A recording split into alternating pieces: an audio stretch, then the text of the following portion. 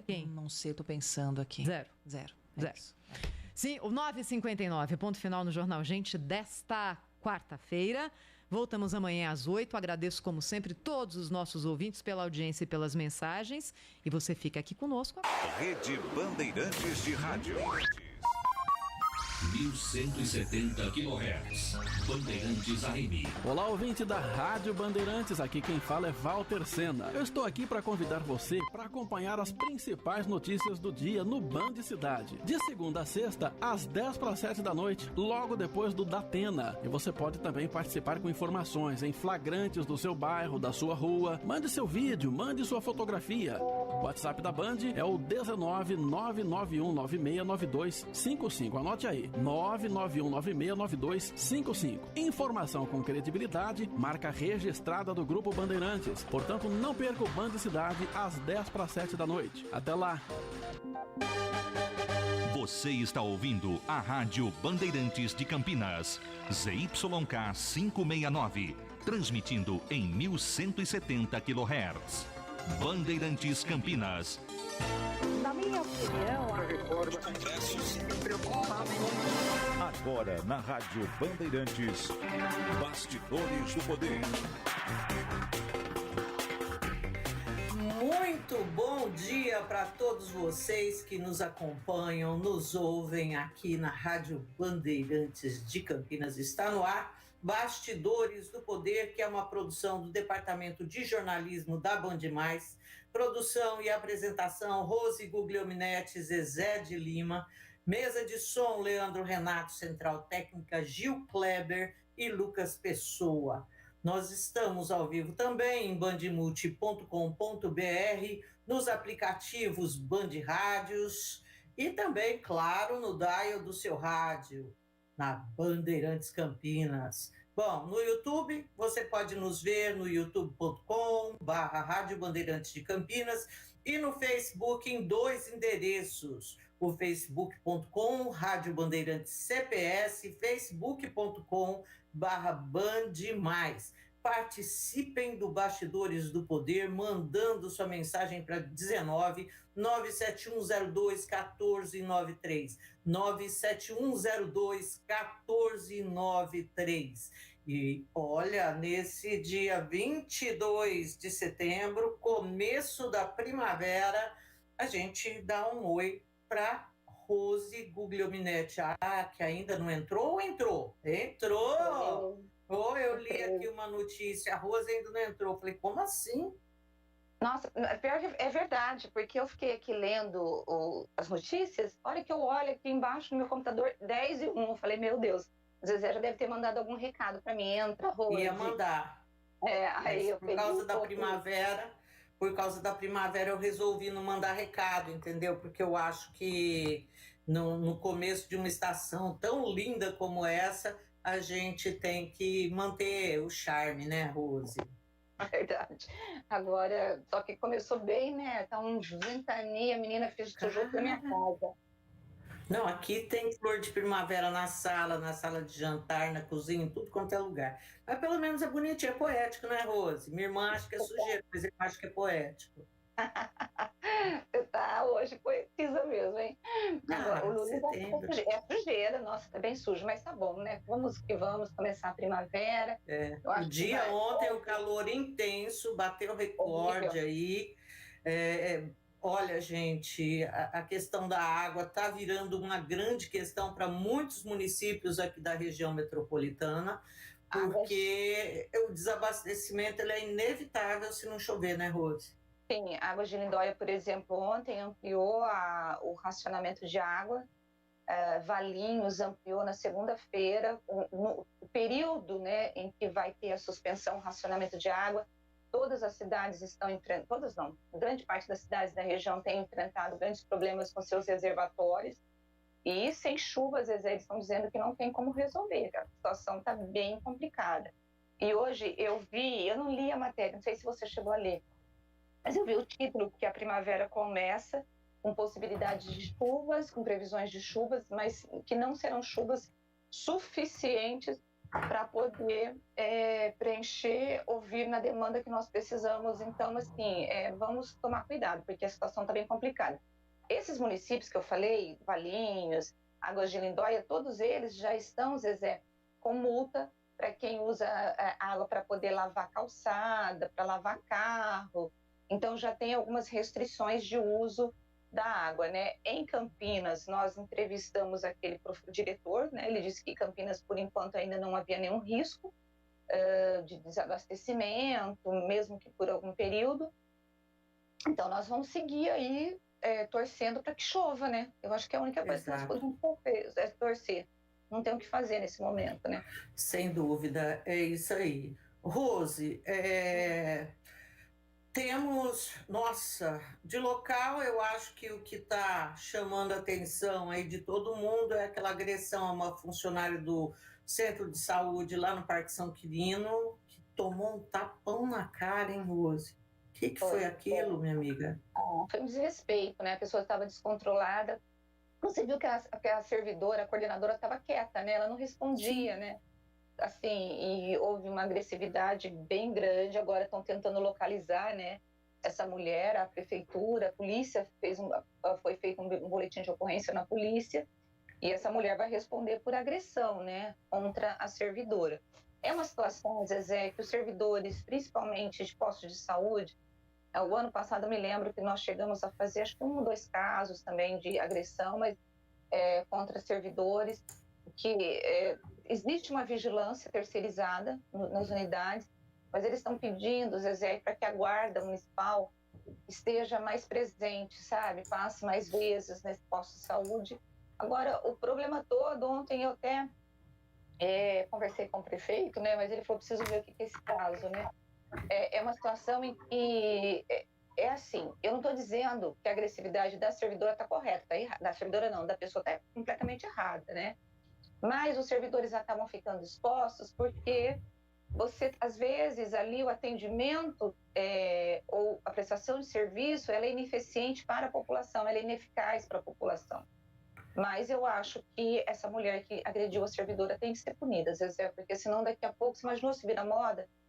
Imagina o desespero desse servidor que vai trabalhar e fica com medo, Zezé, de receber um tapa, de ser agredido.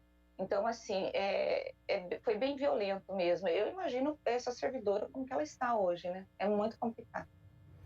É uma coisa que nos deixa, assim, tristes, porque a gente sabe que a qualidade do serviço prestado pelo Estado ao cidadão, ela é muito inferior àquele serviço que o cidadão mereceria, pagando seus impostos e tudo mais.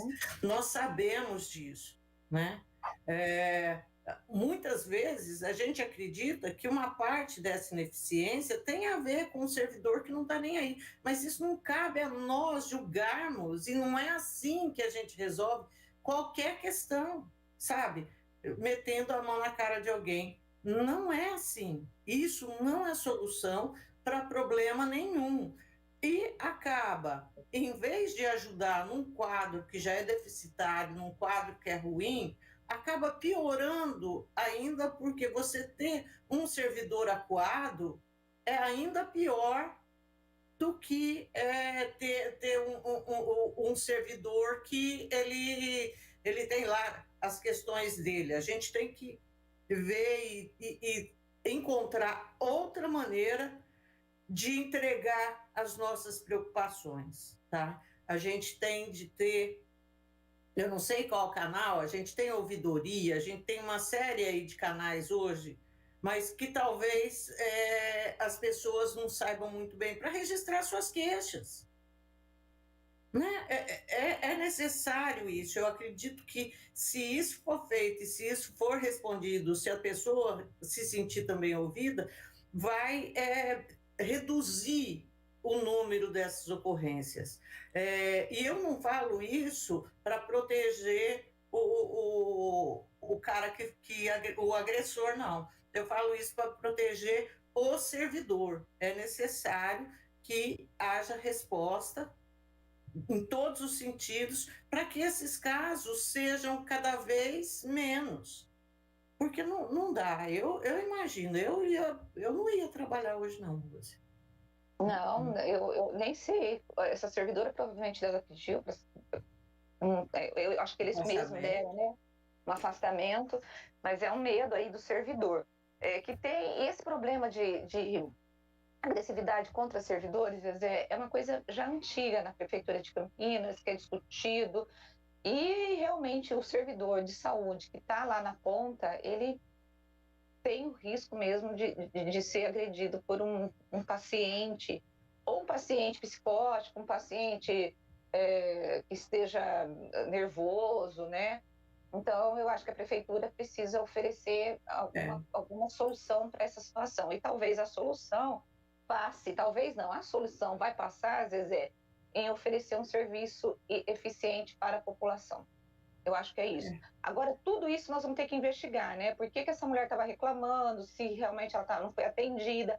Ou, às vezes, a mulher foi atendida e ela estava simplesmente nervosa e resolveu descontar toda a frustração nessa servidora, porque a própria prefeitura não nos respondeu, entendeu? E deixando claro que nenhuma situação, nenhuma, se justifica esse tipo de atitude de se agredir. Nenhum servidor, nem alguém na rua, a agressão, ela bateu, perdeu a razão. Isso aí é um negócio desde pequeno que a gente ouve, não é?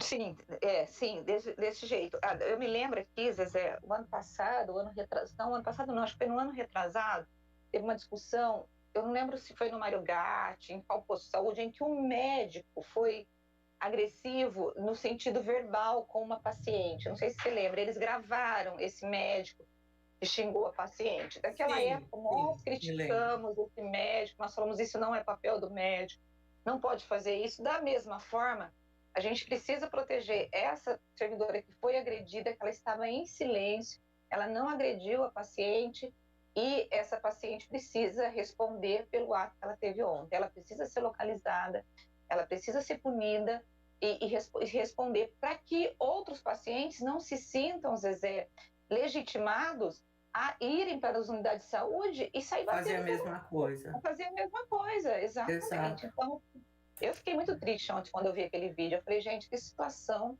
a que ponto chegamos, né? Mas, Zezé, nós temos um ministro apontando o dedo do meio lá nos Estados Unidos, ministro da Saúde, né, o Marcelo Queiroga, apontando o dedo do meio para as pessoas que estavam protestando contra a comitiva do presidente Bolsonaro. O que você pensa o quê, né? Você fala, o que esperar do ser humano, né? De todo mundo, né? Filha, não dá para esperar muita coisa, não. Aliás, você tocou já num ponto que eu acho que a gente tem que falar. O ministro da Saúde ficou em Nova York, não veio com o presidente de volta para o Brasil porque está com Covid. Parece que a Anvisa recomenda que todo mundo agora faça o teste. E uma surpresa aí geral... E a Anvisa pediu para ficar em isolamento, né? Toda a comitiva, né? Eu duvido que eles vão ficar. Larga a mão, né, Rose? Minha filha. Bom, e aí, hoje, furo da revista Piauí, que o Anthony Wong, que era o doutor cloroquina, ele era chamado disso, falecido em janeiro, morreu de Covid, depois de ter feito tratamento precoce, usado ivermectina, e ter sido submetido a outros experimentos, ozonioterapia retal, e a médica responsável pelo tratamento dele, Nise Yamaguchi. Aliás, no discurso ontem do presidente Jair Bolsonaro na ONU, a gente fez comentários aqui breves, rapidamente, mas assim, a gente estava meio estupefatas, né? Eu, pelo menos, estava. Eu depois fui até ver o que eu tinha falado para falar, meu Deus do céu, o que será que eu falei? Porque eu estava tão bestificada com a história que a gente tinha chegado quase se tornado um país socialista, sabe? Que a manifestação de 7 de setembro tinha sido a maior do Brasil, que os dados acerca do desmatamento e da preservação ambiental mostravam que o desempenho era o melhor de todos os tempos, de que o mundo, né, quem não adotou o tratamento precoce ia ser ia ser responsabilizado no futuro, quem negou o tratamento precoce. Tudo isso, assim, eu fiquei assim, eu não sei se vocês perceberam que eu voltei meio pasma. Mas assim, eu achei, será que ele falou isso mesmo? Eu ouvi isso, né? Eu via você confirmando que eu estava certo, que ele tinha falado isso mesmo, mas eu falei, gente, acho que talvez a gente tenha se equivocado porque ficamos bestificadas. Não, mas foi isso, né, amiga? A leitura que nós fizemos estava correta e nós dissemos assim, eu tenho a impressão que o Bolsonaro está falando de um outro país que não é o nosso país, não é o país que nós vivemos, né? E ele pontuou ali todos os pontos, né, dos quais ele trouxe, foram pontos que ele falou para os eleitores dele e que eram todos mentiras, às vezes. Ele mentiu, assim... Distorção, mentira, sabe? Ele mentiu descaradamente. Então, assim, não havia verdade no discurso do presidente. Então, o presidente ele foi para a ONU, abriu a ONU com um discurso, o Congresso da ONU, lá, a reunião da ONU, com um discurso mentiroso. Além de tudo, assim, mostrou as duas fotos assim, que eu fiquei bestificada. Foi ele comendo pizza na rua, depois ele lá no puxadinho da churrascaria. Uma vergonha, porque ele não se vacinou. Foi o único presidente que estava lá, né, Zezé, pelo que eu vi, que não tinha se vacinado. Ainda falou contra, ainda defendeu o kit Covid, que já está comprovado. Às vezes hoje mesmo falou do Dr. Cloroquina, que morreu por conta dessa adoção desse kit Covid. E ele começou a passar mal. Ele morreu por causa da doença, né? Mas o kit... Não ele morreu nada. por causa da doença, na verdade, mas o kit não fez diferença nenhuma, porque não faz. Não faz. Olha, 4 dias, ele foi internado, em 4 dias ele foi incubado. E durante esse período ele tomou os remédios que ele autorizou, achando que tem cura. Agora, o que me dá raiva, Zezé, é porque eles continuam insistindo numa mentira. Continuam insistindo, ainda bem, mas agora esse kit cloroquina, que teve tanto poder lá no começo da pandemia, não tem mais, porque agora a gente tem vacina. Então a alegria é que mesmo quem acredita em kit cloroquina, porque ainda existe, está se vacinando.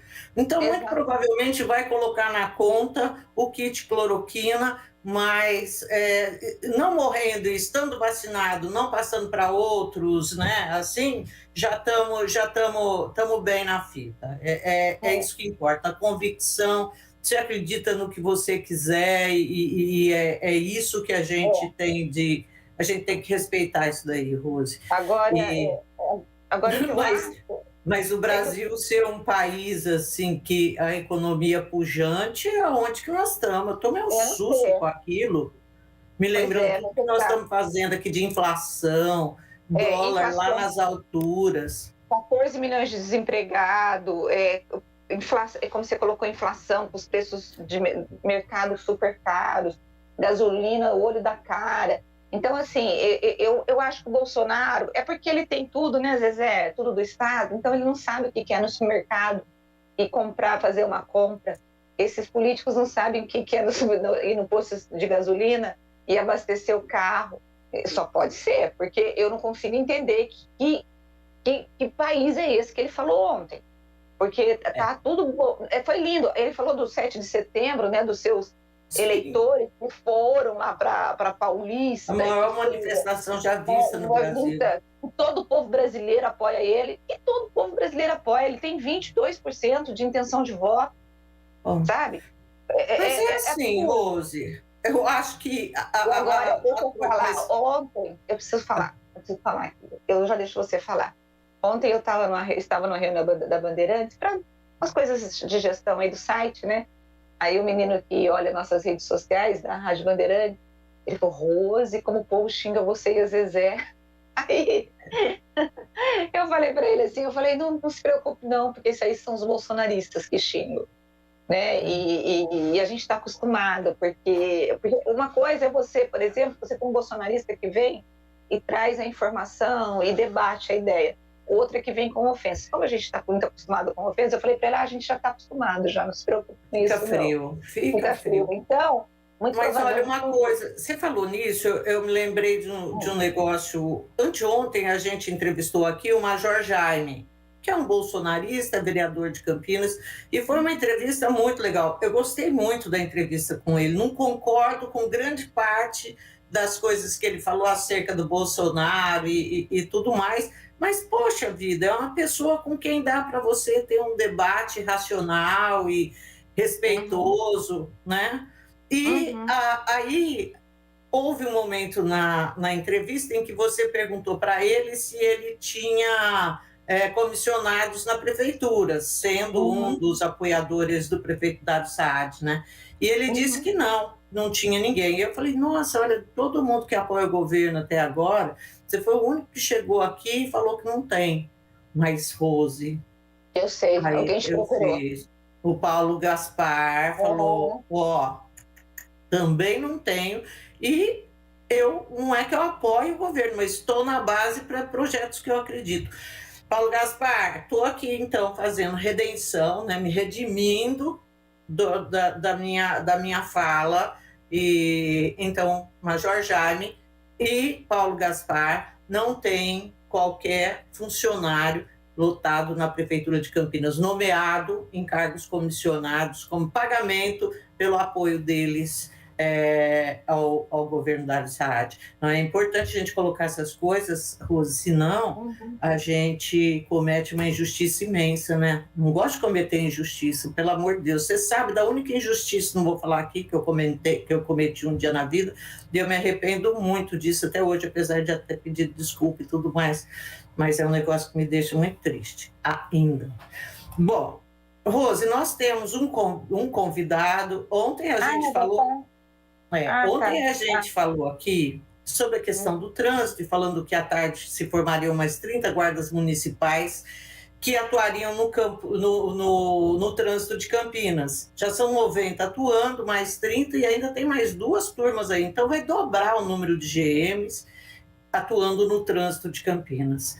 Mas hoje é um dia em que se comemora o Dia dos Amarelinhos, que eu sei que muita gente tem lá suas ressalvas, mas eu acho que é importante a gente dar voz a essa categoria que também é muito desrespeitada e que muitas vezes, na maior parte das vezes, cumpre o direito de trabalho. Tem as exceções, mas eu acho que na maioria das vezes o trabalho é bem cumprido. É o Marcos Notaro, que ele é do Síndico, ele é o presidente AGT dos Agentes de Trânsito, Associação dos Agentes de Trânsito de Campinas, é isso? Marcos, muito bom dia. Vice-presidente. Vice-presidente. Vice, tá. Bom dia, Marcos. Bom dia, meninas. Obrigado pelo espaço. Um bom dia a todos os seus ouvintes. É uma honra muito grande, né, estar desfrutando dessa audiência de vocês para falar um pouco sobre os agentes de trânsito. Na verdade, Zezé, é amanhã, dia 23 de setembro, o dia do agente de trânsito, tá bom? Tá. É amanhã, dia 23. Hoje é primavera. E a gente tá... vamos chegar junto com a primavera. E nós estamos organizando um evento no Salão Vermelho a partir das 18 horas de amanhã, e para que a gente consiga falar mais um pouco sobre as atribuições dos agentes e também fazer uma homenagem aos agentes que morreram nesse último ano em decorrência da Covid, e porque nós não paramos, viu, Zezé? A gente ficou trabalhando aí ininterruptamente aí durante a pandemia. Quantos faleceram durante esse período, Marcos? Nós tivemos 4 agentes que faleceram. 3 no mesmo mês, 3 em agosto de 2020, morreram 3. E 1 na primeira quinzena de julho. Todos eles trabalhavam nos terminais de ônibus, então estavam em contato direto com a população. É uma nova realidade, né? Que a gente está, depois que eles adoeceram, a gente conseguiu manter um pouco mais de distanciamento. A gente estava aprendendo, na verdade, né? Como lidar com isso. Mas, infelizmente, nós perdemos 4 companheiros para a Covid. Agora, Marcos, esse ano nós tivemos aqui em Campinas um vídeo, eu mesmo fiz matéria, de um agente que foi agredido ali na rodoviária, que foi ameaçado, né? Na rodoviária. E a agressão contra agentes é uma coisa muito comum por parte na vida, na rotina de vocês. Como que vocês lidam com essa questão? Qual é a gestão que vocês fazem junto à INDEC para poder ter proteção? Como que é essa questão da agressividade contra os amarelinhos? Olha, infelizmente isso é uma realidade, isso é uma constante, isso faz parte da rotina da gente. Infelizmente, inclusive, e principalmente essa ação, inclusive esse espaço que vocês abriram para a gente falar, para a gente falar um pouco mais das nossas atribuições, porque o que fica só evidenciado é a ação de multar. Olha, a gente só multa, e isso gera uma insatisfação por parte uma pequena parte da população, viu, Rose? Porque a grande maioria é comprometida com as leis, respeitam as leis de trânsito, é uma minoria e violenta, essa minoria violenta. Eles não aceitam ser fiscalizados e na maioria das vezes, são agressões verbais, físicas e ameaças, não é um número muito grande que acabam assim, como o vídeo que foi feito, mas aquele vídeo foi bem pontual, viu? É um caso excepcional de uma pessoa que aí foi investigado, tá? Uma pessoa extrema, era um criminoso que estava trabalhando como motorista de aplicativo, tá? Então era basicamente isso. E respondendo à pergunta sobre quais as providências que a gente toma, é orientação para os agentes mesmo, para fugirem do conflito, para que consigam administrar situações de estresse sem que acabe evoluindo para agressões, mas é a preparação psicológica mesmo. Sem bate-boca, né? Não entrar na dos caras. Bom, Marcos, uma coisa que ontem, como eu disse para você, a gente falava aqui sobre essa entrada também na fiscalização do trânsito e nas autuações. Eu queria pedir para você chegar um pouquinho mais para cá, que você não está centralizado. Aí, a entrada da GM na fiscalização do trânsito. Isso foi bom? Não foi bom? O que isso significou para os amarelinhos? Olha, essa pergunta é muito boa e ela é muito atual, né? Porque essa é uma nova realidade. Nós estamos aí com um número muito grande de guardas municipais que estão atuando como agentes fiscalizadores do trânsito também. E tem dois pontos de vista, viu, Zezé e Rose? Primeiro, para a população, que a população vai ter aí 90 novos agentes fiscalizadores, e eu gosto de ressaltar isso, porque nós trabalhamos para aquele cidadão que cumpre as leis. Então, quando a gente está fiscalizando aquele que descumpre as leis, a gente está trabalhando para aquele que é comprometido. Então, por esse ponto de vista, a população está melhor servida, né? Agora, do ponto de vista do agente de trânsito especificamente, me preocupa, porque é uma categoria diferente da nossa. O guarda municipal ele tem como principal atribuição do cargo a segurança pública, não segurança viária, e ele está concorrendo com a gente. Imagina um gestor que vai ser obrigado a abrir novas vagas para contratar gente de trânsito, porque a cidade está crescendo. Aí, estatisticamente, ele não vai precisar, porque ele já tem 90 guardas. Só que o guarda ele só vai fiscalizar mesmo, ele só vai fazer a multa. Ele não substitui o agente nunca, porque as nossas atribuições vão muito além da fiscalização. Nós fazemos a gestão do transporte, a gente fiscaliza o ônibus, o guarda não vai fiscalizar o ônibus. Em casos de acidente, a gente faz a sinalização do local, a gente tem material para fazer isso, né? Para fazer a sinalização, a gente tem cone, tem cavalete, tem treinamento para isso, coisa que o guarda não faz. Então, é muito importante. Existe, por exemplo, a possibilidade de, em algum momento aí do futuro, os amarelinhos serem retirados dessa função de fiscalização e autuação e esse espaço ser ocupado somente por guardas municipais? Você vê essa possibilidade? Aí os agentes ficariam com essas outras atribuições? Olha, então, esse é um debate que a gente tem que fazer, não é? E isso é uma preocupação, porque a sociedade ela é muito dinâmica, ela está a todo tempo está se modernizando e se bem que a gente vai ter um retrocesso. O Código de Trânsito atual, né, que foi publicado em 97, ele municipalizou o trânsito. Então, passou para o município, para o agente civil fazer a fiscalização. Quando a gente retorna essa fiscalização para agentes armados, como era o modelo anterior, a gente é um retrocesso, tá? Eu acho que não cabe uma arma entre a relação do fiscal de trânsito e o eventual infrator de trânsito. Não tem espaço para uma arma de fogo nisso. Então, embora pela ótica do gestor, ele pode ter dois profissionais em um só. Ele vai ter o agente fiscalizador de trânsito e o guarda que vai levar a segurança pública. Isso me preocupa, porque a gente tem que deixar bem claro que o agente fiscalizador tem que ser o agente de trânsito e não um guarda armado para fiscalizar alguém. Tá? Porque esse problema foi resolvido lá em 97, quando municipalizou o trânsito, entendeu? Deixa eu perguntar, Marcos, uma questão que a gente sempre discutiu aqui no programa e que os ouvintes sempre trouxeram para a gente é que em Campinas existe uma indústria da multa por conta de radares e até por amarelinhos, os próprios amarelinhos e tal. A minha pergunta para você é muito direta. Do tempo que você está na INDEC, vocês já foram orientados por secretários ou presidentes da empresa para poder multar?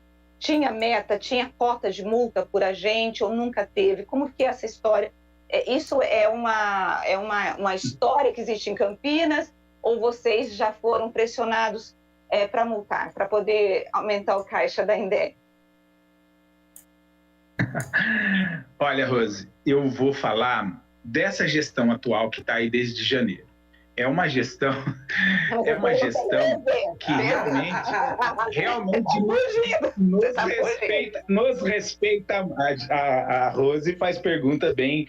E eu vou ser muito honesto na resposta, viu, Rose? Hoje a gente não tem esse problema. Hoje a gente não tem esse problema porque a gestão é profissional. Pela primeira vez, a gente está tendo uma experiência de ter dois chefes, dois patrões, né? Nós temos o secretário de trânsito e o presidente da INDEC. E nós temos hoje, na figura do Ayrton Camargo, um profissional da área. Ele é da área de trânsito e transporte. Então, ele conhece muito, ele já foi funcionário da INDEC há 15 anos atrás, 17 anos atrás. Então, é uma pessoa que nos coloca bem à vontade. Gestões anteriores, Rose, gestões anteriores. Eu fiz essas denúncias, inclusive ao Ministério Público, tá?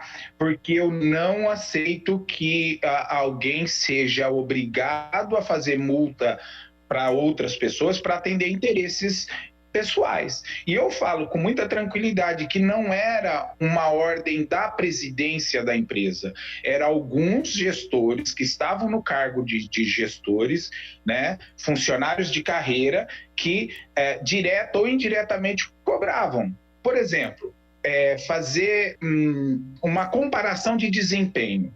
Olha, determinado agente estava fiscalizando na esquina da General Osório com Anchieta, hoje. Aí ele vai e faz, por exemplo, 50 multas. No dia seguinte é um outro agente diferente. Aí esse cara vai e faz 10 multas. Então tinha gestor que falava, por que ele fez 50 e você fez? É uma forma indireta de cobrar produção. Quando você compara desempenho, percebe? E isso sempre foi combatido por nós lá dentro. Porque o código... Isso não pode acontecer porque pode ser que motoristas diferentes tenham passado por ali e não tenham cometido nenhum tipo de infração. Ou o outro exagerou. Então, isso foi muito combatido por nós, especificamente da GT, porque o Código de Trânsito, ele delega ao agente de trânsito muito a responsabilidade de fiscalizar. Então, uma pessoa que está de fora, ele jamais pode influenciar na minha decisão de fazer ou não uma determinada autuação. Então, isso é de responsabilidade do agente, especificamente. O Marcos, tem casos, a gente já vai terminar a entrevista, porque a gente vai ter que ir para o intervalo, mas tem casos, por exemplo, de agentes que aplicaram uma multa, depois ele percebeu que ele reconhece que ele errou. Como que dá para corrigir uma ação errada de vocês? Ou nunca aconteceu isso? Quando acontece, já aconteceu comigo, né, de cometer um equívoco, porque somos seres humanos, a gente consegue fazer o cancelamento dessa autuação. É óbvio que dá um pouco de trabalho, você vai ter que se justificar, vai ter que fazer um relatório, muito provavelmente vai ter que explicar mais detalhes, mas é possível fazer esse cancelamento imediatamente após ser feita, tá? Se essa multa já foi processada, se ela já entrou no sistema, aí não tem como voltar. Tá? Mas eu preciso aproveitar... Tá, pode ir lá, vai lá, Marcos, pode falar. Não, pode falar você o que você quer falar. Como você disse que vai encerrar, por conta do intervalo, é muito importante que eu fale isso, porque esse é o objetivo da AGT, a gente divulgar as nossas atribuições, que não é fazer exclusivamente multa. Nós trabalhamos com a população. Na maioria dos acidentes com vítimas, nós somos os primeiros a chegar no local. Então, segundo uma cartilha de primeiros socorros, faz parte do primeiros socorros você sinalizar o local, afastar o risco de um novo acidente, fazer o acionamento adequado, né? Porque o agente está ali, ele está qualificado, ele consegue fazer o acionamento correto, ou seja, vai até decidir qual a ambulância certa que vai para o local. Se é um suporte básico ou se é um suporte avançado, uma UTI, por exemplo. Então, eu não tenho dúvida em dizer que nós somos os primeiros a prestar esses primeiros socorros até que chegue o profissional do SAMU ou do bombeiro, né, o resgate. Então, a gente está muito envolvido nisso e fazer um convite para a população que o agente de trânsito é o primeiro contato que a população tem na rua com o serviço público, muitas vezes no terminal. Aquele agente que está lá é o primeiro serviço público que o município tem. Então, que tenha a gente como um apoio, como um amigo aí. Tá bom? Tá ok, Marcos. Eu quero agradecer muito a você pela entrevista aqui concedida hoje e torcer para que as pessoas se conscientizem aí desse papel que você quis divulgar aqui. Muito obrigada, um bom dia para você. Obrigado, Marcos. Bom dia a todos. Eu gosto muito do Marcos, porque a gente sempre conversa muito, mas, Marcos, quando a gente vê aquele uniforme amarelinho, dá um desespero na gente. Você não tem noção. Se você fez alguma coisa errada, então... E olha que eu nunca levei multa, viu, Marcos? Eu nunca levei multa, mas olha que você fala, ai, meu Deus, o que esse homem está fazendo aqui? O que essa mulher está fazendo aqui? Né? Você fica desesperado. Mas parabéns pelo dia de vocês. É rápido. Assim, a gente faz um trabalho de volta às aulas. Quando vai retornar às aulas, a gente vai até as escolas, auxilia na travessia. Então, é comum a mãe chamar, quando a criança não quer ficar na cadeirinha, fala, olha, se você não ficar na cadeirinha, esse homem aqui vai prender a mamãe. Quer dizer, eu falo assim, gente, já está criando um inimigo na cadeirinha. Ele fala, como assim esse cara vai prender minha mãe? Eu falo de uma maneira brincando que ali começa a raiva pelo amarelinho, viu? Verdade. Marcos, obrigada, viu? Obrigada, viu? Parabéns para o dia do agente amanhã. Isso, um abraço. Muito obrigado. Eu convido todos para amanhã o evento, a partir das 18 horas, no Salão Vermelho da Prefeitura, tá bom? Um grande abraço a todos. Tá ótimo. Um abraço. Um abração. Bom, e agora nós vamos para um intervalo, coisa rápida, voltamos já com mais um entrevistado. Fiquem aí, não vão embora, hein? Bastidores do Poder, na Rádio Bandeirantes. Não importa se o tema é leve, polêmico, divertido ou incrível. O que realmente importa é que você seja sempre o primeiro a saber. Bandmulti.com. Todo o conteúdo do Grupo Bandeirantes em um só clique. Notícias atualizadas de 4 grandes regiões do estado, a qualquer hora. Entretenimento, esporte, utilidade pública. A informação que você precisa. Acesse bandmulti.com. Saiba sempre mais. Os deputados da Assembleia Legislativa de São Paulo estão indo a todas as regiões do estado. Eles querem ouvir você, entender os problemas e trabalhar para resolver. Compareça à audiência pública dia 24 às 10 horas na Câmara Municipal de Campinas. Você também pode acompanhar pelo site da Alesp e mandar ideias pelo WhatsApp 11 93404 9001. Participe! Assembleia Legislativa de São Paulo. Alesp e você, mais que perto. Juntos. Campeonato Brasileiro 2021 na Rádio Bandeirantes. Todos os jogos de Guarani e Ponte Preta com a melhor transmissão de futebol e a equipe esportiva de maior audiência do interior. Narração com emoção, comentários com credibilidade, um show de reportagens. Futebol é com a Rádio Bandeirantes. Apoio Rocha Autopeças, há 29 anos oferecendo peças de qualidade com preços justos. Acesse rochaautopeças.com.br. Na Corbella Tintas, você encontra a Coral Proteção Sol e Chuva. Atendimento e qualidade só tem ela. Corbella. A Z Company Engenharia, empresa de Campinas com mais de 10 anos de experiência, voltada na recuperação de fachadas e estruturas prediais. azcompany.com.br. Company com Y. Minuto do Patrimônio Cultural. Uma homenagem ao maestro Carlos Gomes. Incentivado pela imperatriz Teresa Cristina, Carlos Gomes foi estudar na Itália. Casou-se em dezembro de 1871 com Adelina Del Conte Peri, pianista emérita, filha de um tapeceiro de Bolonha com quem teve 5 filhos. Na terra da polenta e do macarrão, Carlos Gomes tinha saudades dos petiscos da sua terra natal. E as cozinheiras italianas tiveram dificuldade para entenderem os segredos do virado e do tutu de feijão. No dia 19 de março de 1870, apresentou a ópera O Guarani no Teatro Alla Scala de Milão. Com a obra adaptada do romance de José de Alencar, o maestro campineiro colocou o Brasil no mapa cultural europeu. Minuto do Patrimônio Cultural. Realização Grupo Bandeirantes e Academia Campinense de Letras. Sabe quais são os professores que a gente nunca esquece? Aqueles que nos preparam para a vida, nos mostram caminhos e nos ensinam a encontrar nosso espaço. E para que você seja esse professor na vida de seus alunos, o governo federal, por meio do Ministério da Educação, está oferecendo formação gratuita em educação empreendedora. Consulte as opções disponíveis em gov.br/MEC. Ministério da Educação, Governo Federal. Pátria Amada Brasil. Trânsito.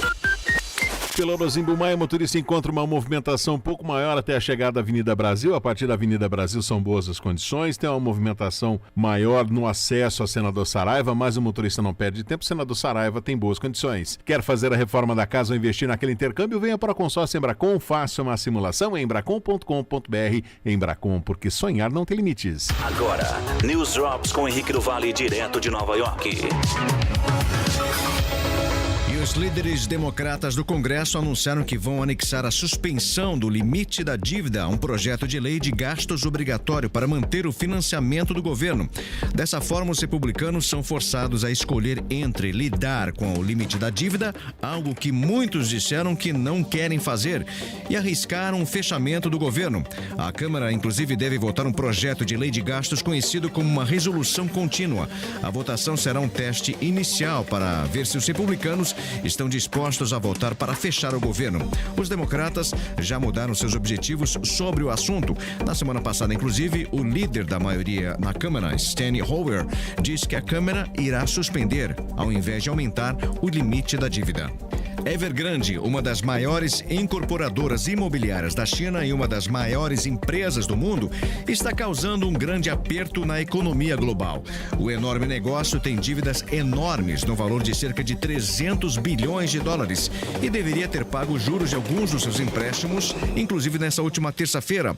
Como a empresa continua em risco de inadimplência, o mercado de ações aqui nos Estados Unidos e outros mercados globais acabaram despencando. As criptomoedas também também caíram. O governo chinês poderia intervir para limitar as consequências se a Evergrande entrar em default, mas os investidores ainda estão extremamente nervosos sobre como essas enormes quantias de empréstimos poderiam afetar a estabilidade do mercado.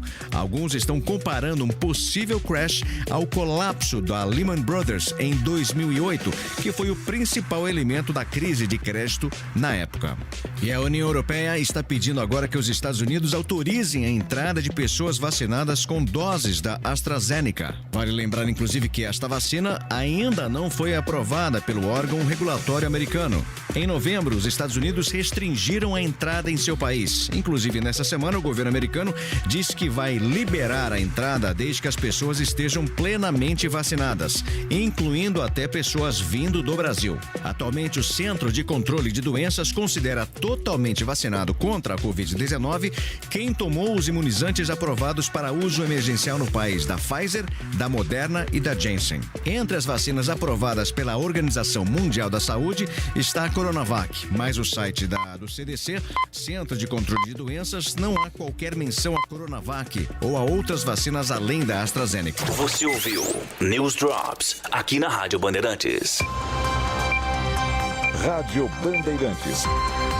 Fechada com você. Fechada com a verdade. Você está ouvindo Bastidores do Poder na Rádio Bandeirantes. Ei, pessoal, nós estamos de volta aqui com Bastidores do Poder. Gostaram da conversa com o Amarelinho? Gostaram com o Marcos. Eu tenho certeza que vocês gostaram. E a gente recebe agora aqui no Bastidores do Poder mais um entrevistado, é o pastor Ricardo Braga, da Igreja Assembleia de Deus, Ministério Belém. E por que a gente trouxe um pastor aqui? Vocês estão se perguntando? Olha, é porque é um pastor que ele se coloca muito politicamente, né? Se colocou a favor do Bolsonaro durante o processo eleitoral e depois ele desistiu do Bolsonaro em função do descumprimento aí de promessas, e isso tem rendido para ele assim muito tapa, igual a gente tem levado também. Pastor, muito bom dia para o senhor, bem-vindo. Bom dia a você, Dedé, bom dia a Rose, é uma honra para mim, estou muito feliz. Bom dia aí aos ouvintes, estou muito feliz. Bom, pastor, vamos lá, como que foi, por que o senhor decidiu apoiar o Bolsonaro? Porque assim, eu fico me perguntando o que faz a igreja fechar com o Bolsonaro. A gente conhece a história dele, ele não era essa pessoa que todo mundo falava que era super probo, a gente conhecia ele do baixo clero, e a igreja apoiou o Bolsonaro só por conta das pautas morais que ele decidiu defender, apesar dele mesmo muitas vezes não cumprir essas pautas morais. O que fez vocês apoiarem? A gente não tinha muita escolha. Quando teve a eleição, se polarizou entre Lula e Bolsonaro. Lula tem condenação em 3 instâncias e o Supremo não anulou essas condenações, apenas disse que não era do foro lá que julgou, o foro de Curitiba. Então a gente tinha um ladrão condenado e tinha o Bolsonaro. O Bolsonaro, que em relação às pautas de direito, o Lula também representava para nós um problema em relação à nossa questão ideológica, porque a gente tem um entendimento do que é família, como funcionam as instituições, a gente é Deus, pátria, propriedade, tem aquelas pautas de economia liberal. Então a gente achou que dentre os candidatos o Bolsonaro tinha essa linguagem de defesa de uma pauta conservadora de direito. Nós somos conservadores e de direito. Então a gente apoiou o Bolsonaro. Na verdade, eu não apoiei o Bolsonaro, nós apoiamos uma pauta. E o Bolsonaro era o representante daquela pauta, porque ele não era o ideal para apoiar aquela pauta, mas era o único que tinha. Então nós não somos bolsonaristas, nós somos de direita. A partir do momento que ele é eleito, ele descumpriu algumas coisas, então eu vou criticar, porque eu não tenho um ídolo Bolsonaro. Bolsonaro não é meu Deus é Jesus. Bolsonaro é um ser humano normal, que eleito tinha que cumprir a pauta pela qual ele jurou defender. E se ele não cumpre, eu vou criticar. O que ele deixou de dizer? Vai lá, Zezé. Para o senhor, em que momento o atual presidente deixou de cumprir com as propostas de campanha e quais eram essas propostas que consideradas assim fundamentais para o senhor? Bom, primeiro a coisa que mais me incomodou nessa última manifestação de 7 de setembro, por exemplo, eu estava lá na Paulista, né? O que me incomodou foi o seguinte: essa situação de guerra o tempo todo, beligerante, ele instiga a população a romper com uma estrutura, a romper com um padrão, eu vou atacar, eu vou resolver desse lado, e depois recua. Aí aqueles que ficam muito incendiados com aquele discurso de ruptura, eles vão à frente. Quando ele recua, os que foram à frente ficam sozinhos, aí acabam sendo presos, processados. Então ele instiga as pessoas a fazerem alguma coisa no lugar dele. E quando ele recua, aquele que se adiantou, baseado no discurso empolgado com aquela fala, ele que acaba sendo preso ou prejudicado. Então isso para mim é uma covardia. Ou você é, ou você não é. Ou você faz, ou você não faz. Falar que faz e não faz, descumprir o tempo todo o que promete e jogar pessoas no fogo e depois recuar sem defendê-las, para mim isso é covardia. O senhor está falando da Sarah Winter, daquele caminhoneiro, Oswaldo Eustáquio, outras pessoas na internet acabam sofrendo cobranças da justiça, porque o que ele faz? Ele incendeia o povo, incendeia a massa. Aí ele fala, vamos junto, vamos comigo. Aí ele vai, o povo vai e ele recua.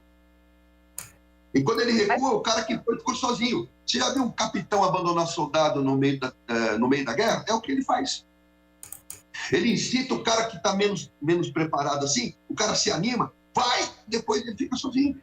O que o senhor, na visão do senhor, se ele tivesse cumprido o que ele disse, tipo fechar o Supremo, decretar um estado de sítio, né, colocar o exército nas ruas, o senhor ainda estaria com ele? Ou a gente tem uma posição com relação à democracia e ao Supremo, que é a seguinte: quem é que controla o Supremo? Porque nós estamos vivendo uma crise de peso e contrapeso. Por exemplo, se o Supremo faz alguma coisa de errado, isso é que a gente defende. O peso e o contrapeso do sistema democrático. Essa é a nossa defesa. Se o Supremo faz alguma coisa de errado, então o contrapeso do Supremo é o Senado. Se o Senado não faz nada, então a gente não tem o contrapeso. Aí a gente fica vendo a coisa errada que o Supremo está fazendo e a gente fica sem representação institucional. Então vou tornar isso um pouco mais claro.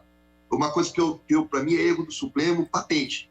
O inquérito onde o juiz é vítima, ele é delegado e ele é juiz. Ele não passa nem pelo Ministério Público. Então o cara, ele é agredido, ele mesmo julga, ele mesmo prende, e é um inquérito que não tem fim. O Marco Aurélio chamou de inquérito fim do mundo.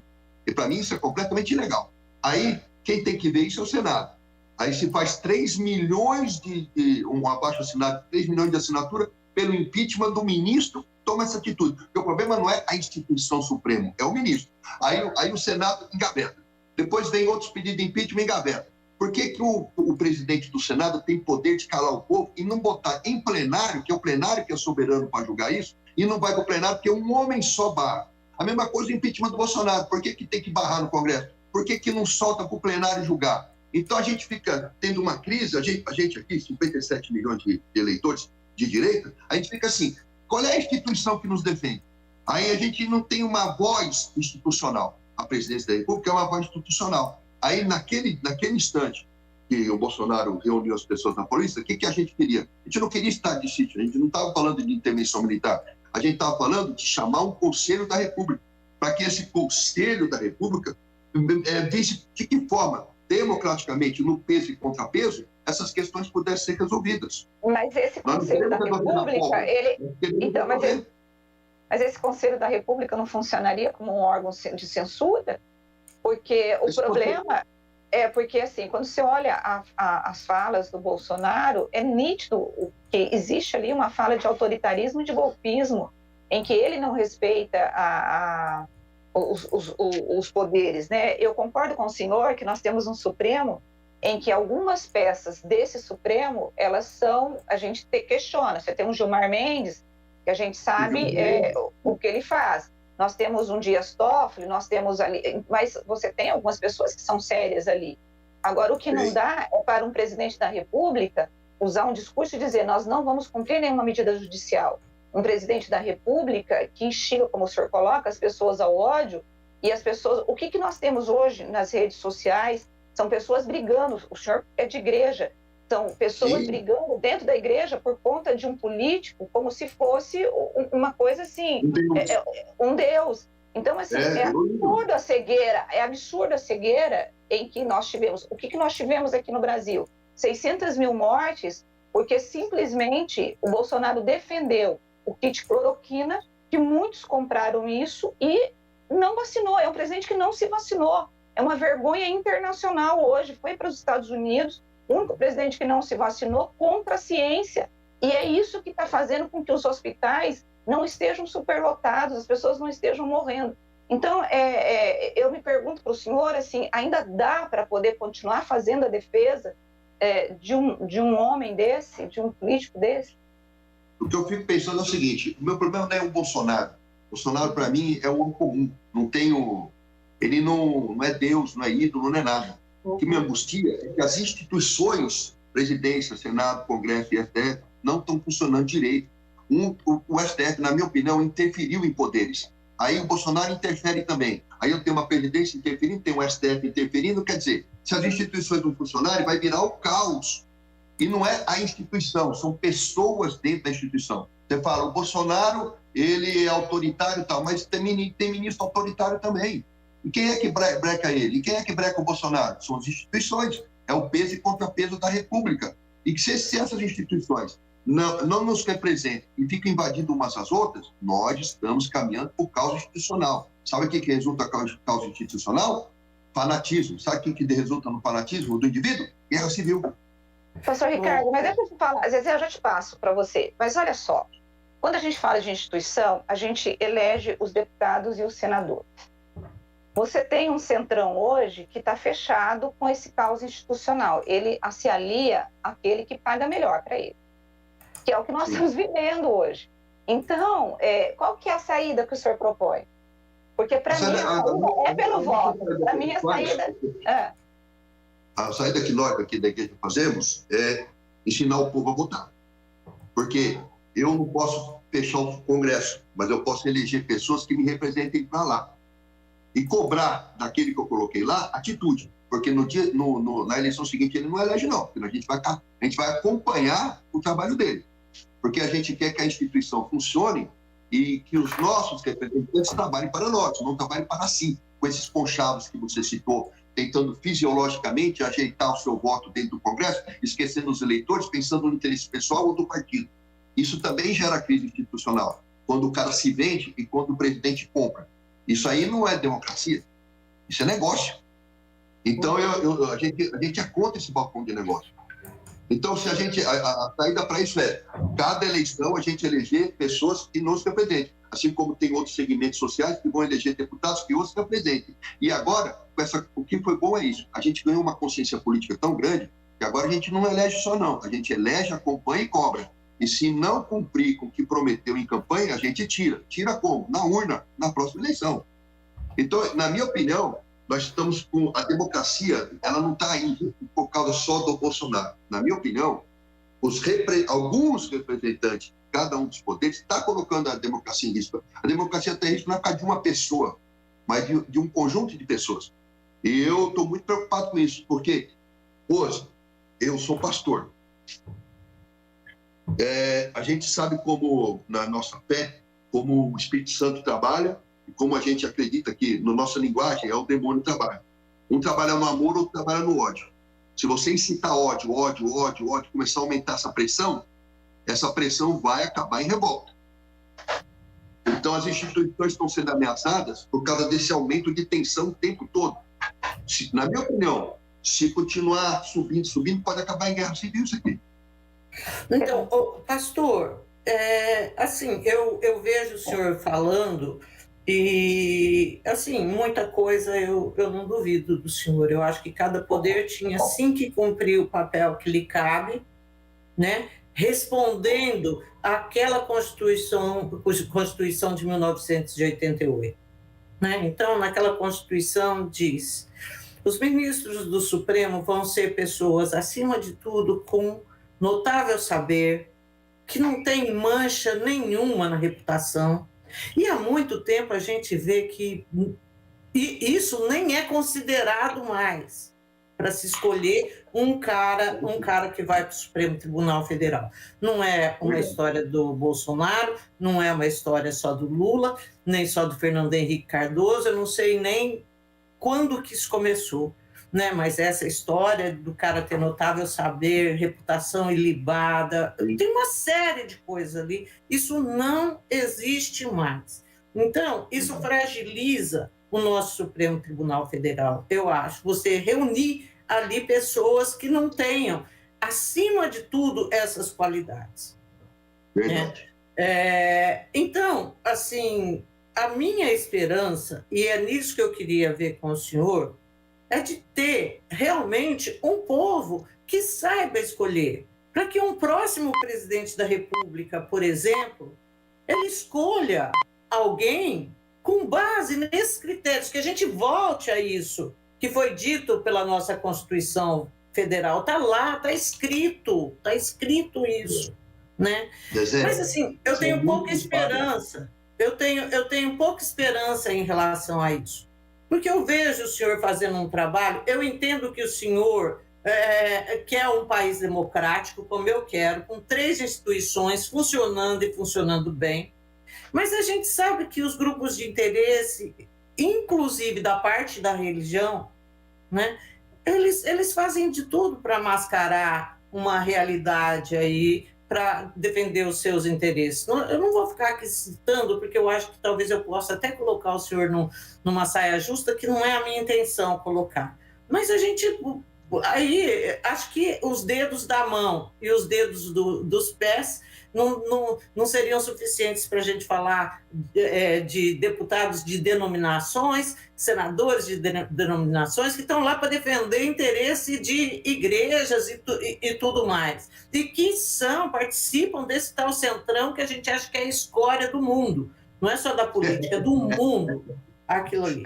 Então, a minha pergunta para o senhor, assim, o que o senhor tem dito, por exemplo, na sua igreja? Qual o perfil do candidato? Nós vamos ter eleição no ano que vem. O senhor abre o púlpito do senhor para candidato? O senhor faz campanha para algum candidato?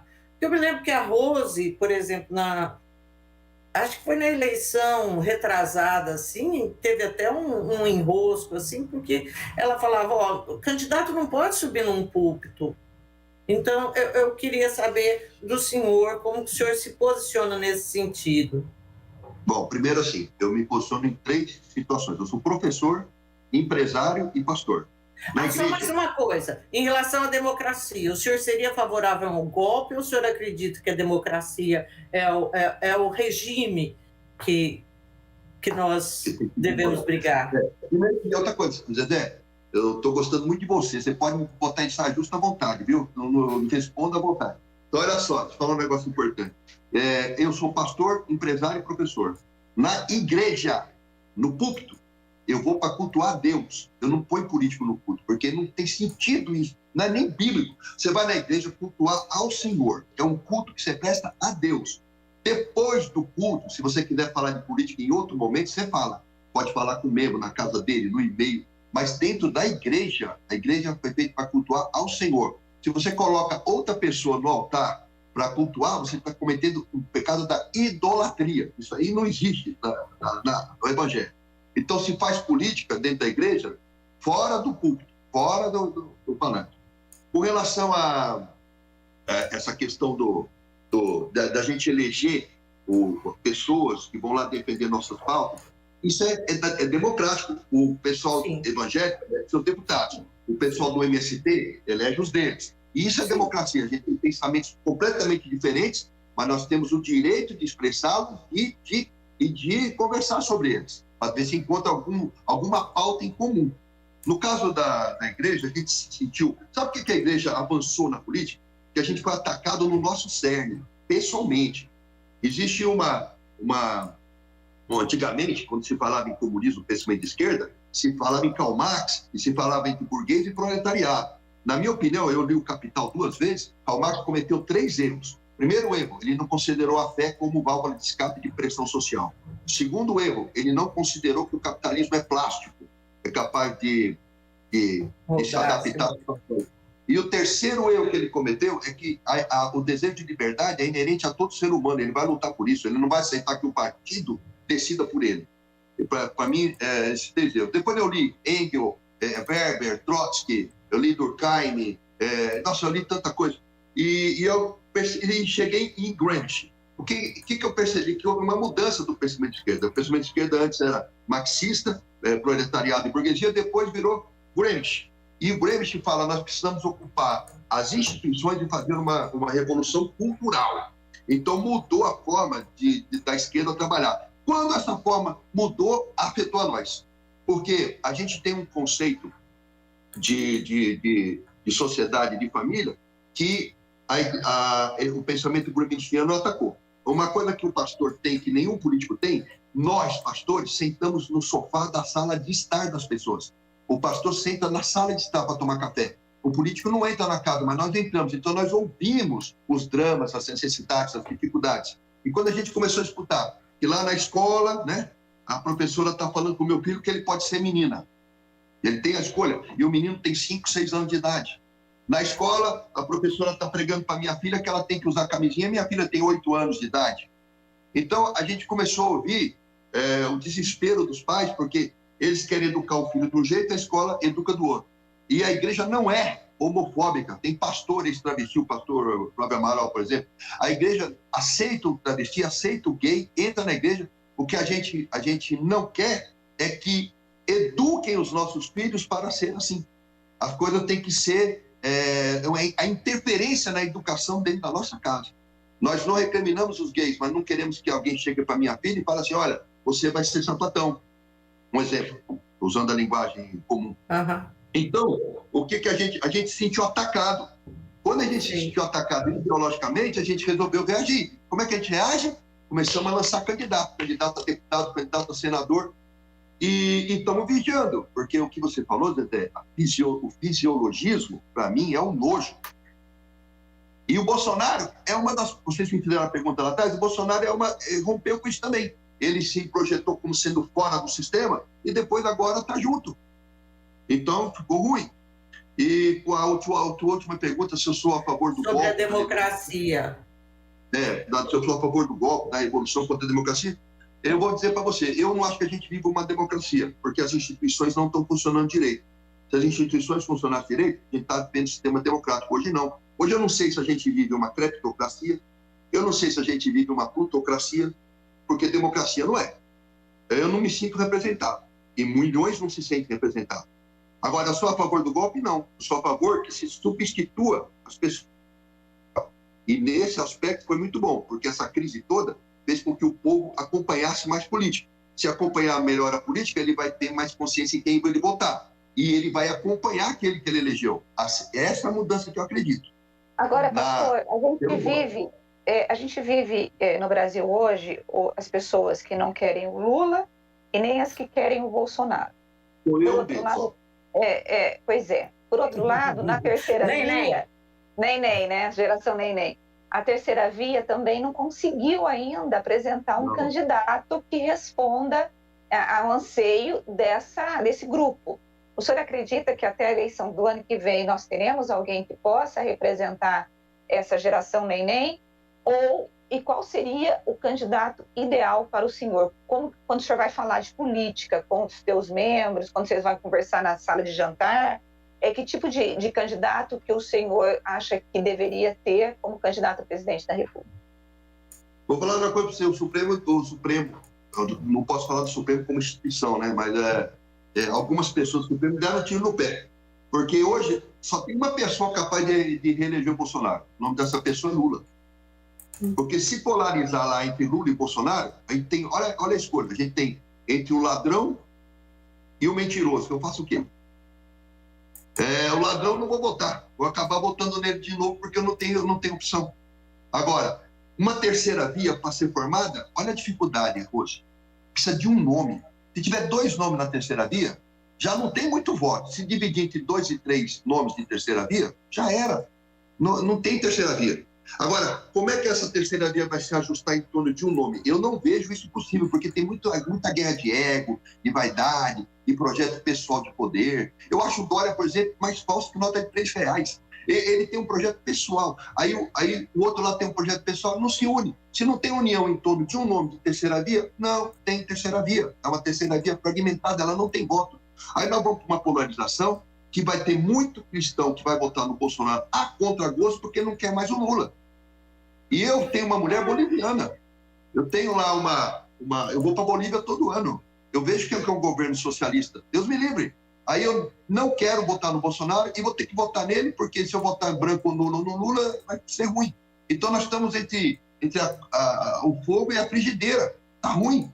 Eu acho que o pessoal do centro aí, da terceira via, tinha que largar a mão dos seus interesses pessoais, pensar um pouquinho no projeto de Brasil e eleger uma pessoa, para a gente ter uma chance de tentar sair dessa dualidade. Agora, nós temos que ir, minha amiga. Temos, mas eu só vou mais uma pergunta. Mesmo quando você tiver Lula e Bolsonaro, e quando você olha para a economia, para a inflação, o preço da gasolina, o dólar alto, a falta de... Assim, o desemprego que não conseguiu resolver, você se arrepende de ter votado no Bolsonaro? Não, porque eu me arrependeria se eu tivesse votado no Lula. Porque é o maior ladrão da história da humanidade. E defendia muitas coisas que vão de encontro à nossa fé, contrário à nossa fé, desculpa. Eu não votaria no Lula nunca mais. E faço campanha para não se vote nele. Queria uma terceira via. Tem um cara que eu gosto muito, se pudesse, né, ser o Álvaro Dias, por exemplo. Mas o pessoal não consegue se juntar em torno de um nome, não sei o que fazer. Acho que todo mundo está sofrendo isso, pastor. Não é só o senhor, não. Aí a terceira via, os nem. Mas, pastor, eu quero agradecer muito a participação do senhor aqui no programa. A gente poderia ficar conversando horas aqui. Mas a Rose monopolizou hoje, não sei se serviu. Ela perguntou muito mais que eu. Ela não deixou eu falar. Ela não deixou eu falar. Eu tinha um monte de coisa para falar, para perguntar. Mas eu quero agradecer muito o senhor, desejar um bom dia e muito obrigada por ter falado conosco. Obrigada, eu que agradeço, André. Obrigado, você é um amor de pessoa. Obrigado, Rose. Deus abençoe vocês duas muito. Amém. Estarei orando por vocês o tempo todo e obrigado pela oportunidade, viu? Muito obrigada. Bom dia. Bom, Rosmaria, vamos para o intervalo, porque tem que faturar, minha filha. O salário não sai, não. Vamos lá. Bastidores do Poder, na Rádio Bandeirantes. Rocha Autopeças é confiança em primeiro lugar. Rocha Autopeças, preço baixo de verdade, pode comparar. Rocha Autopeças tem de tudo pra sua revisão. Pra facilitar a sua vida, são várias lojas à disposição. Peças nacionais e importadas com a qualidade que seu carro merece. Visite www.rochaautopesas.com.br. Aplicar mais de 1,5 milhão de doses com agendamento só foi possível graças a vocês, que deram exemplo de organização e respeito. Desde o pior momento, muita coisa mudou. Com a vacina, a ocupação das UTIs caiu, o comércio reabriu e a vida vai voltando ao normal. Mas tem coisas que não vão mudar tão cedo. Continue evitando aglomerações e não se esqueça da segunda dose. Vai de máscara que a vida flui. Prefeitura de Campinas, atitude responsável. Campeonato Brasileiro 2021 na Rádio Bandeirantes. A melhor transmissão de futebol com a equipe esportiva de maior audiência do interior. Nesta quarta-feira, a Ponte Preta vai jogar diante do Operário às 21h30 em Ponta Grossa, no Paraná. Jogo da 25ª rodada do Brasileirão. Operário e Ponte Preta. Acompanhe em AM 1170 Campinas, pelo site radiobandeirantescampinas.com.br, aplicativos Band Rádios e Rádio Bandeirantes Campinas, sistemas iOS e Android, também pelo Facebook e YouTube. Futebol é com a Bandeirantes, laia, laia, laia, laia, laia, Bandeirantes. Futebol. Não importa se o tema é leve, polêmico, divertido ou incrível. O que realmente importa é que você seja sempre o primeiro a saber. Bandemulti.com. Todo o conteúdo do Grupo Bandeirantes em um só clique. Notícias atualizadas de 4 grandes regiões do estado, a qualquer hora. Entretenimento, esporte, utilidade pública. A informação que você precisa. Acesse bandemulti.com. Saiba sempre mais. Muita gente acha que dinheiro é um assunto muito complicado, mas não é. Complicado é crescer sem entender a importância de poupar, investir e sonhar. Pensando nisso, o governo federal, por meio do Ministério da Educação, vai oferecer aos professores cursos gratuitos de ensino de educação financeira.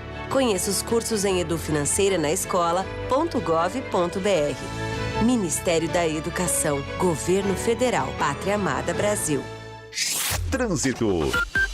Corredor Dom Pedro tem obras na rodovia Dom Pedro, próximo ali ao trevo de Barão Geraldo. O motorista perde tempo, isso no sentido Jacareí. São boas as condições pelo Anel Viário Magalhães Teixeira, também pela Zeferino Vaz. O motorista não perde tempo. Não consegue fugir da correria do dia a dia? A solução é o arroz agregue e farofa 5 grãos Caldo Bom. Vai sobrar tempo até para curtir aquela preguiça. Gostou? Acesse a loja Caldo Bom.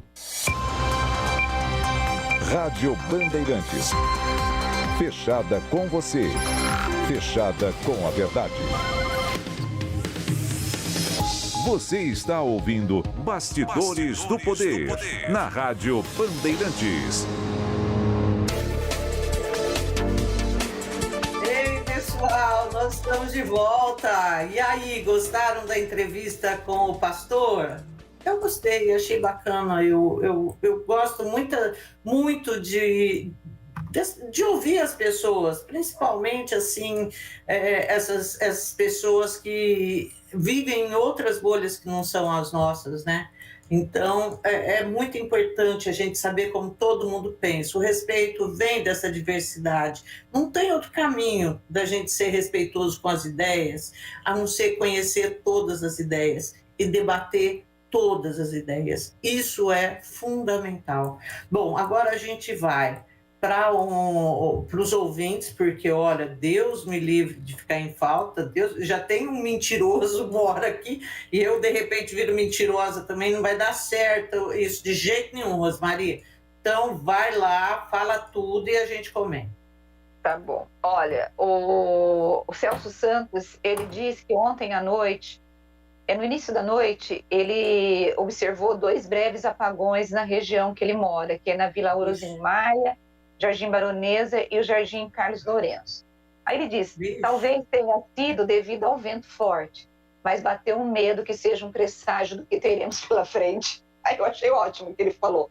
Porque assim, eu acho até que deve ter sido pelo vento mesmo. O Zezé estava muito forte ontem. Mas ele falou, ai meu Deus, vai que é um presságio de que a gente vai ficar sem energia logo, né? Celso Santos. Pelo amor de Deus, Ave Maria. Olha, parece que o governo está ligando todas as usinas, terminando tudo e colocando para funcionar, para tentar ver se segura esse apagão aí, que já deu uma amostra, apareceu em alguns lugares, né? O Operador Nacional do Sistema disse que lá em Minas Gerais, lá no Nordeste, os apagões durante o final de semana não tem a ver com a escassez de água e com a falta de energia. Mas a gente, infelizmente, hoje a gente não acredita mais nas nossas autoridades, né, Rose? É isso, é exatamente isso. Olha, o Tange Negrão, Zezé, ele diz assim, descobri porque o Bolsonaro tem um apelido de mito, que vem de mitômano, que significa mentiroso crônico, como é chamado o paciente com essa patologia. Faz isso mesmo sem perceber. A mentira é algo tão compulsivo para esse indivíduo que interfere até mesmo na sua capacidade de julgar racionalmente uma situação, seja nos seus relacionamentos, na sua vida ou em sociedade. Vergonha de ter essa turma representando o nosso país. Ainda mais o ministro da Saúde mostrando o dedo para manifestantes e levando o vírus para o Congresso do G20. Bande Negrão. É isso. O Odair de Oliveira, Zezé, ele diz assim: Nova York precisa tomar cuidado com quem recebe, pois correu um risco enorme com Bin Laden brasileiro, pois este mata bem mais que a tragédia das Torres Gêmeas. Ai, gente. O Rogério de Carvalho, ele diz assim: Queiroga. Ele vai falar sobre o Queiroga, né? Estranho ele estar com Covid quando deveria depor na CPI. Será verdade? Ele vai depor de novo, né? Eu não sabia. Hoje tá depondo o cara lá da Prevent Senior. Aliás, um dos assuntos que eu queria ainda abordar hoje foi a CPI ontem. Gente, que vontade de matar aquele cara. Sabe? Naquela bate-boco descontrolada, Simone Tebet. Homem, quando fala alto e fala duro, ele é incisivo. Ele é forte. E mulher é descontrolada. Porque aí, mas isso aí, Zezé, é aquela coisa de desmerecer, né, a competência feminina. É de mulher, tratar a mulher assim mesmo. Ele foi extremamente machista quando ele falou aquilo para ela: você é descontrolada. E ela não estava descontrolada coisa nenhuma. Ela estava sendo incisiva e mostrando ali, porque quando ela disse para ele que ela achava... qual que foi a frase, Zezé, que ela usou? Pega a frase, eu acho que essa frase é importante. Porque ela deu a entender que ele estava lá a serviço de defender o governo Bolsonaro. Foi isso. O contexto da frase era esse. E ele pegou e virou e disse que ela estava sendo descontrolada. Ele não falaria isso para um homem. Ele não falaria. Ele não falaria se fosse um homem que estivesse interpelando ele. E, aliás, outros já haviam dito isso, que ele não havia cumprido o papel dele, que ele havia prevaricado, porque ele queria puxar saco do presidente, que ele não... Outros já haviam dito isso. Aliás, isso foi dito primeiro pelo Omar Aziz, o presidente da CPI, que, aliás, depois pediu desculpas, né? Mas essa é uma suspeita que ronda a CGU, né? Que o ministro da CGU seja uma figura que esteja ali defendendo os direitos do presidente e não da República, como ele deveria estar.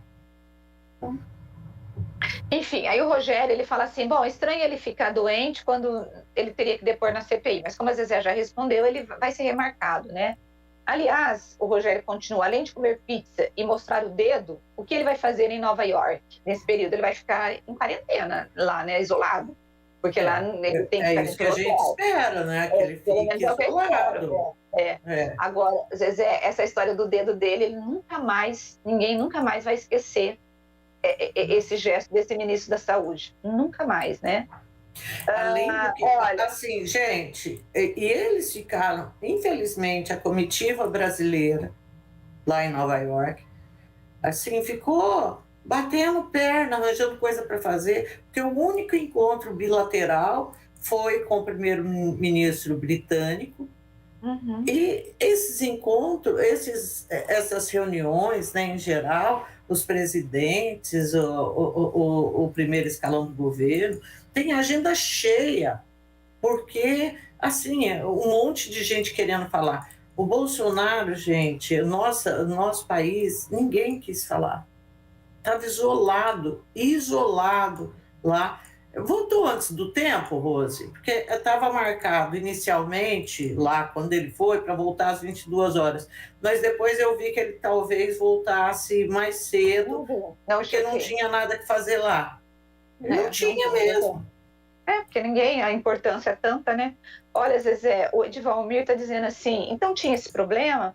Você está testando que nessa gestão não tem. Então tinha em relação à história das multas, de você ter ali uma demanda de multas. Uma comparação. Ele não disse que havia, por parte do chefe da pasta, né, assim, alguém que dissesse, não, ó, é isso, tem uma meta, mas havia por parte de funcionários, inclusive de carreira da INDEC, mas que estavam em posições ali comissionadas também, né? A cobrança, por que determinado amarelinho aplicava 50 e outro aplicava 10. Sim, ele disse isso, Edvalmir, foi isso mesmo. Olha, o Pedro Pereira, do Jardim dos Oliveiras, ele está perguntando para mim como participar de forma virtual da Assembleia da LESP no dia 24 em Campinas. Pedro, eu não sei, eu preciso ver.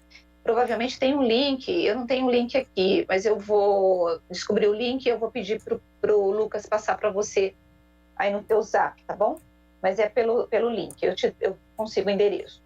O Arlindo, Zezé, eu não estou conseguindo me lembrar, eu não sei se saiu digitado errado o que ele está pedindo aqui. Ele disse assim que na semana passada ele perdeu a nossa fala quando a gente comentou sobre o curso de fundação. O que era? O curso de fundação lá do Sinduscom. Tá, eu vou. O telefone é o site. Tá, eu vou pegar lá, eu vou te passar o link da entrevista, vou pedir para o Lucas passar para você o link da entrevista dele, que ele passa o endereço. É só você entrar no Sinduscom São Paulo e aí você consegue os cursos que tem, tá bom, Arlindo? Ô, Lucas, você viu que eu estou te dando um monte de serviço, né? Isso é só boa. Esperto. Olha, o Juarez de Paula, ele diz assim que se nós não educarmos a sociedade, nunca vamos melhorarmos os políticos, afinal, eles saem da nossa sociedade. É exatamente isso. É uma grande verdade também, né? A gente tem de educar a nossa sociedade, e o que menos se faz é isso, né? Aliás, gente... Assim, eu fico vendo essa questão aí da educação, a gente patinando ainda em tantos lugares para retomar a volta às aulas, ainda, sabe, agora com pais que também resistem a levar os filhos. Minha Nossa Senhora, gente, a Unesco, todo mundo muito preocupado com essa situação, com o que vai ser dessas crianças daqui a pouco, sem essa formação toda necessária. Isso é uma coisa que me deixa tão preocupada, Rose. A gente já tem uma diferença tão grande entre o pessoal da rede pública e da rede particular, tão grande, e não adianta depois você tentar acertar isso nivelando por baixo, sabe? Reduzindo, tornando provas mais fáceis. Minha Nossa Senhora da Aparecida, Rose. Eu acho que essa questão da educação foi um buraco que o vírus provocou tão grande, às vezes é um apagão. Isso sim é um apagão. Um apagão do conhecimento.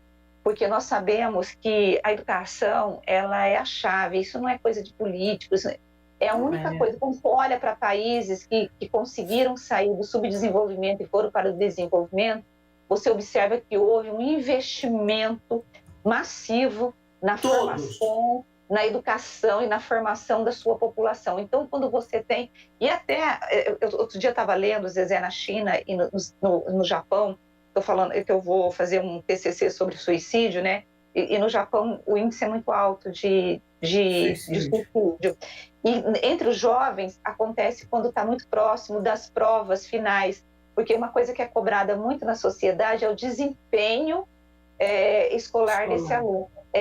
Então, ao mesmo tempo que você tem, né, que é bom, ali virou um problema, mas a gente sabe que uma educação, um país que investe em educação, você vai ter desenvolvimento, você vai ter ciência, você vai ter conhecimento, você vai ter, por exemplo, por que a China está ameaçando os Estados Unidos?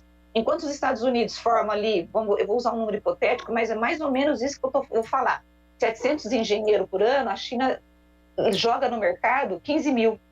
Claro que você tem a questão da população, né? Mas você tem ali muita gente formada com inglês, com segunda língua.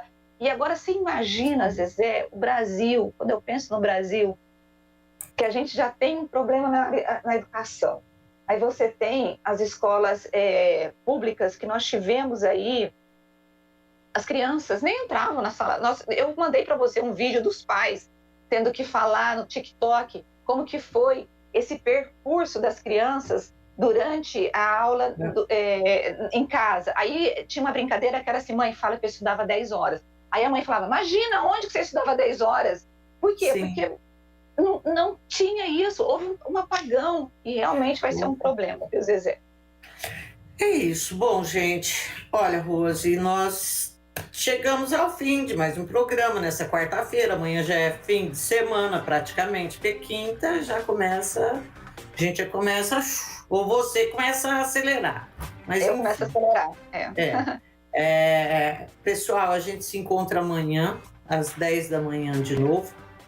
E tenham um ótimo dia, uma ótima quarta-feira. Boa quarta-feira para você também, Rose. Beijo. Beijo para vocês. Tchau, tchau, gente. Tchau, tchau. Tchau, pessoal. Você ouviu Bastidores do Poder na Rádio Bandeirantes. 1170 kHz. Bandeirantes AM. Campeonato Brasileiro 2021.